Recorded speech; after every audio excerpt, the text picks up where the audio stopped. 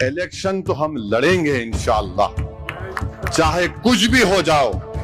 جیت ہار تو اللہ کے ہاتھ میں ہے۔ کم سے کم میں خبر میں جانے سے پہلے یہ تشنگی لے کر نہیں جاؤں گا، ارے میں لڑا کیوں نہیں؟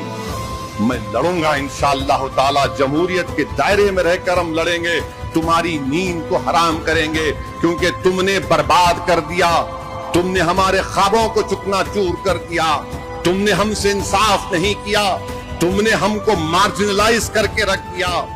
اب وہ زمانہ ختم ہو گیا مارجنلائزیشن کا۔ اب لڑائی ہوگی حصے داری کی، اب لڑائی ہوگی لیڈرشپ کی، اب لڑائی ہوگی نیتا بنانے کی، اب لڑائی ہوگی مظلوموں سے انصاف کی، اور اسی وقت ہوگا جب ہم چناؤ لڑیں گے۔ مجھے کئی یو پی کے لوگ بولتے رہے صاحب کتنے لڑ رہے یو پی میں؟ میں بولا آپ کو کیوں فکر؟ بولے نہیں کم لڑو۔ میں بولا کم اور بڑھ کے کا سوال نہیں ہے، ہم لڑیں گے تو جیتیں گے نا۔ ملا آپ لڑکے کیا بی جے پی کو روک پائے؟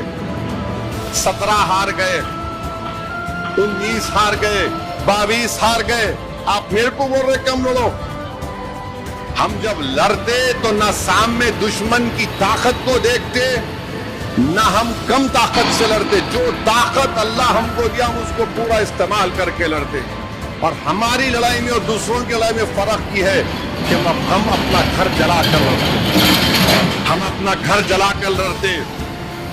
ہم نے ہمارے بزرگوں نے اپنی کشتیوں کو جلا دیا تھا، اللہ کی ذات پر توکل کیا، اللہ نے کامیابی سے ہمکنار کر دیا۔